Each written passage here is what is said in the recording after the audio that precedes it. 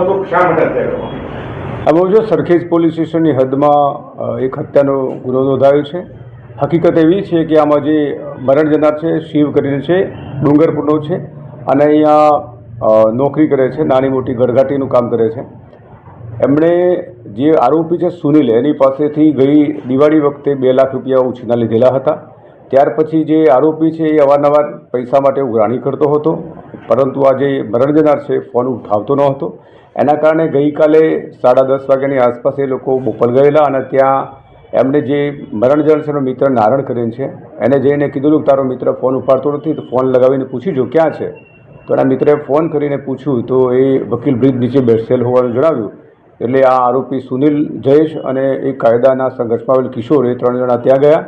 ત્યાં બસમાં બેઠેલો હતો, લક્ઝરી બસમાં નીચે ઉતરી અને બંને વચ્ચે બોલાચાલી થઈ, પછી મારામારી થઈ. મારામારીની અંદર જે આરોપી સુનિલ છે એણે મરણ જનાર શિવને છરીના ઘા મારતા એનું સારવાર દરમિયાન મોત થયેલ છે.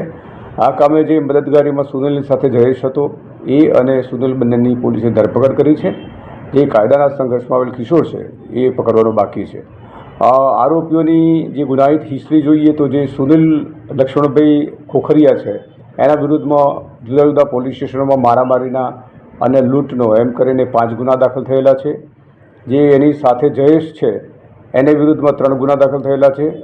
સુનિલ છે એ મેડિલિંક કરીને એક હોસ્પિટલ છે શામલ ખાતે, એમાં કેરટેકરનું કામ કરે છે. જે સહઆરોપી જયેશ છે એ પેલેડિયમ મોલ છે ત્યાં સફાઈનું કામકાજ કરે છે. આ કામે જે મરણ જનાર છે એ પણ ગુનાહિત હિસ્ટ્રી ધરાવે છે. એના વિરુદ્ધ પણ જુદા જુદા પોલીસ સ્ટેશનમાં 4 ગુના દાખલ થયેલા છે. તપાસ હાલમાં ચાલુ છે. મેં આપને જણાવ્યું પ્રમાણે જે આરોપી સુનિલ છે એને મરણ જનારને 2 લાખ રૂપિયા ઉછીના આપેલા હતા અને એ પરત નહોતો આપતો અને જે સુનિલ છે એના વતનમાં કોઈ બીમાર છે એના માટે પૈસાની જરૂરિયાત હતી અને આ ફોન નહોતો ઉપાડતો, એના કારણે બોલાચાલી થયેલી અને આ હત્યામાં મુદ્દો બનેલો છે.